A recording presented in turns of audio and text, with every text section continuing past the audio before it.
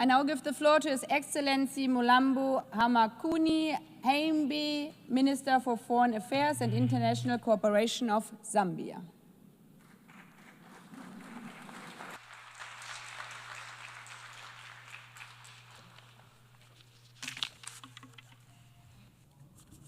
Your Excellency, Madam Annalena Baerbock, President of the 80th session of the United Nations General Assembly, Your Excellency, Mr. Antonio Guterres, Secretary General of the United Nations, Your Excellencies, Heads of State and Government, distinguished delegates. I am honored to address this August Assembly on behalf of Mr. Hakainde Hichilema, President of the Republic of Zambia. Allow me, at the outset, to congratulate you, Madam President, on your election to the presidency of the 80th session of the General Assembly. The choice of theme, Better Together, 80 years and more for peace, development, and human rights, is timely as it underscores the need for us to work together for the common good in the face of multiple global challenges. In this regard, Zambia reaffirms its faith in multilateralism and the United Nations Charter, a key foundation for our shared commitment to international peace and cooperation. Over the past 8 decades, the United Nations has been the cornerstone of global peace, security, and cooperation. It has helped prevent major conflicts, advanced decolonization, supported peacekeeping missions, and played a leading role in advancing global action in public health, education, and humanitarian relief that have saved countless lives. Through initiatives such as the Sustainable Development Goals, it has mobilized nations to reduce poverty, improve public health and education, as well as promoted gender equality. We also note that peace is intrinsically intertwined with development, as there can be no sustainable development in the absence of peace. Therefore, the UN's efforts at peace building and peacekeeping are very critical for the development of all regions of the world, even those seemingly distant from the war front. We recognize, however, that the UN has been slow to react to some of the conflict situations which has led to serious humanitarian crises. We also acknowledge the need for key reforms and genuine inclusiveness, particularly for Africa, whose voice remains stifled after 8 decades. We must reflect on this and other areas that could be enhanced. Those challenges remain. The United Nations has proved that multilateralism can deliver tangible progress for humanity. We are confident that the Pact for the Future and the Declaration on Future Generations agreed upon during the 79th session renews our hope and solidarity to sustain the momentum of the past 80 years. Madam President, as we undertake these reforms, it will be important to ensure that the pursuit of efficiency should not be at the expense of the United Nations' reach and impact on the interests of developing countries, particularly those facing the largest implementation gaps in the SDGs. The UN 80 initiative must strengthen delivery in the 3 core pillars of the United Nations of peace and security, development, and human rights. We must preserve those parts of the UN that work. For instance, the resident coordinator system has helped coordinate various UN development agencies to ensure they work together effectively, efficiently, and transparently in supporting the host governments achieve SDGs. These reforms must serve to strengthen the RC system. Madam President, we meet at a critical moment when escalation in geopolitical tensions pose a significant threat to the gains made in the 80 years of the United Nations existence. This exacerbates the existing challenges and places multilateralism under threat. Further, we have witnessed how challenges such as ongoing conflict situations, climate shocks, and the pandemic have negatively impacted the global economy. It is therefore clear that a short period of war or crisis can erase decades of development gains. We therefore categorically condemn war and aggression and urge all parties in conflict to choose diplomacy over violence. Allow me to re-echo President Hakainde Hichilema's constant reminder to the world that instability anywhere is instability everywhere. Zambia therefore remains an advocate for peace, human rights, good governance, and inclusive development for a strengthened multilateral system.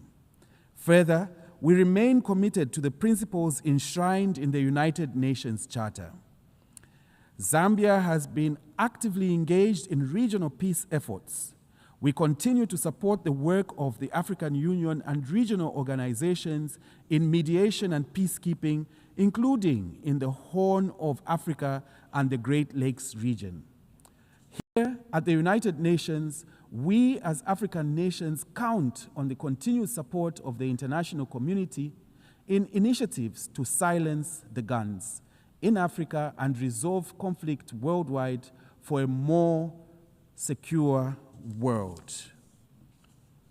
Madam President, inspired by the 2030 Agenda for Sustainable Development and our national vision, we have undertaken bold reforms to improve the lives of our people, even as we recover from the devastating drought that affected our country in 2024. A cornerstone of our strategy is investing in our people, especially the youth. Believing that education is the greatest equalizer, our government introduced free primary and secondary education for all children, recruited a number of teachers to improve the quality of education. We further recognize that a healthy population underpins productivity and inclusive growth. Zambia therefore remains steadfast in its pursuit of health for all by building resilience, equitable and accessible health systems. We are expanding infrastructure, providing essential supplies, and deploying thousands of health workers to underserved areas, among other interventions. While we recognize the changing landscape in official development assistance, we call on development partners to continue their effort to support HIV/AIDS programs, especially with antiretroviral therapy, so that countries such as Zambia that have made progress in the fight against HIV do not regress on account of funding constraints. We therefore look forward to upcoming World Social Summit in Qatar that will accord us an opportunity to engage on key social development issues and advance social progress, ensuring that no one is left behind in the global sustainable development journey. We urge all member states and development partners to prioritize health spending as a strategic investment because human capital is the greatest asset of any nation. Madam President, to protect the most vulnerable, Zambia has scaled up safety nets. Our social cash transfer program now reaches over 6.5% households. This and other complementary initiatives such as food security packs and skills training has been crucial in cushioning families from shocks and lifting communities out of extreme poverty. Madam President, we believe that empowering women is more than just a moral duty. When women thrive, families prosper and nations advance. We therefore place women and youth at the center of our transformation through affirmative measures that enhance women's participation in decision-making and protect their careers and families. We continue to lead efforts to eliminate gender-based violence and child marriage through strengthening laws and community awareness programs. We call on the international community to redouble efforts towards gender equality, especially as we commemorate the 30th anniversary of the Women's Conference and Beijing Program of Action. Madam President, Zambia's economy, like many other developing countries, has endured turbulent times in recent years. Upon assuming office, our government's highest priority was to restore macroeconomic stability, which we are steadily delivering. We implemented difficult but necessary reforms to restructure our public debt in order to create fiscal space. This debt restructuring, alongside our ongoing IMF-supported program, has put Zambia firmly on a path to debt sustainability and renewed investor confidence. However, stabilizing the economy is only the first step. We equally focused on reigniting growth and economic transformation through diversification. Madam President, the existential threat of climate change looms over all our aspirations. Despite our minimal contribution to global emissions, many developing countries often experience increased frequency of climate shocks, such as droughts and destructive floods. In this regard, we look ahead with a hope to the upcoming COP30 in Brazil, which will mark the 10th anniversary of the Paris Agreement. This milestone conference must be a turning point from promises to action. Zambia has submitted its revised National Determined Contribution, NDC 3.0, and we therefore encourage other countries to do the same with enhanced ambition to be within the reach of the 1.5 degrees Celsius goal. We must act now to limit global warming and to adapt to its effects.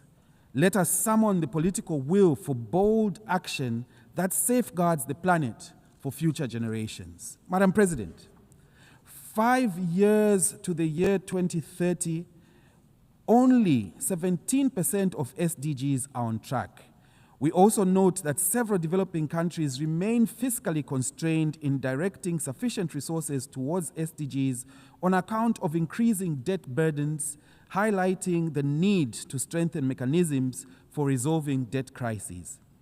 Against this backdrop, Zambia was privileged to have co-facilitated the outcome document of the 4th International Conference on Financing for Development, which unanimously adopted the Seville Commitment. This outcome has renewed global consensus to close the $4 trillion annual SDG financing gap. It is now time to move from commitments to action. We call on all nations, development banks, and the private sector to align their policies and investments with the SDGs. Official development assistance, a lifeline for less developed countries, must be protected. There is need to scale up domestic resource mobilization, embracing innovative financing mechanisms, tackling illicit financial flows, and promoting private sector involvement. Madam President, for too long, the current international financial architecture has perpetuated structural inequalities, particularly for developing countries. The post-war institutions designed to promote global economic stability and growth no longer reflect today's geopolitical and economic realities. Many African countries continue to bear the weight of unsustainable debt, limited access to concessional financing, and the effects of global shocks beyond their control, from climate change to pandemics and global conflicts. We therefore welcome the commitments from various stakeholders for comprehensive reform of the global financial system. This reform should include governance reform of global financial institutions to strengthen representation of developing countries in international economic decision-making. Zambia further welcomes initiatives such as the Borrowers Forum to ensure fair and timely resolution of debt. Madam President, Zambia is both a least developed country, LDC, and a landlocked, or as we prefer, land-linked developing country, an LLDC. These two categories of countries face unique structural challenges. In July 2025, Zambia was privileged to host the LDC Future Forum in Lusaka, whose insights on building resilience to shocks and the need for innovation to address challenges were empowering. During the conference, our Republican President, Mr. Haimbe Hichilema, underscored the need for LDCs to build resilience by being more proactive and self-reliant. As a landlocked country, Zambia welcomes the Awaza Program of Action, which prioritizes structural transformation, trade facilitation, regional connectivity, resilience, and ICT infrastructure, which reflect our own priorities. We also welcome the Awaza's call for innovative financing. Landlocked need not mean isolated and encased. I repeat, Madam President, landlocked need not mean isolated and encased. As our President fondly states, LLDCs can become land-linked rather than landlocked, and we in Zambia are committed to making this vision a reality. Allow me to appeal, Madam President, that even as we reform the office of the High Representative for landlocked, for less developed countries, landlocked countries, and SIDS must be maintained. It is of imperative importance. Madam President, the theme of this session, Better Together, also compels us to reflect on the United Nations' readiness to address today's complex challenges. The Security Council's current composition and working methods reflect a bygone era and are overdue for reform. Decisions on critical peace and security issues are all too often stalled by the veto power of a few, even when the wider membership speaks clearly. Africa, with 1.4 billion people, still has no permanent seat, a historical injustice that must be rectified. Zambia therefore reaffirms the Common Africa position on Security Council reform as set out in the El Zulwini Consensus and the Sirte Declaration. We call for comprehensive reform that expands both permanent and non-permanent membership to make the Council more equitable, effective, and reflective of today's world. Madam President, Excellencies, 80 years ago, the world emerged from war with a promise to never again allow division and destruction to define our collective future. That promise is being tested today. Let this 80th General Assembly be remembered as a turning point where the world chose solidarity over silence, justice over inertia, and unity over division.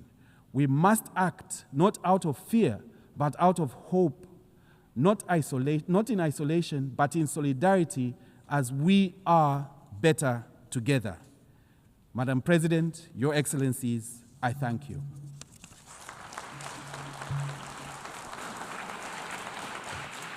I thank the Minister for Foreign Affairs and International Cooperation of Zambia.